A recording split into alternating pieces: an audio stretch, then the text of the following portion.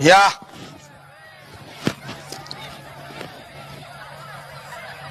बघून घ्या नीट घर. या घरात राहायचंय आता तुम्हाला. घर माझ्यासारखंच आहे, मग तक्रार चालणार नाही.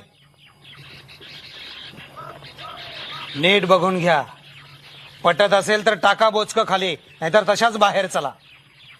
हा राजाचा महाल नाही, हे सखाराम बाइंडरचं घर आहे. सखाराम बाइंडर तुमच्या आधीच्या मालकासारखा नाही. तो काय आहे ते वेगळं समजून घ्यावं लागेल तुम्हाला.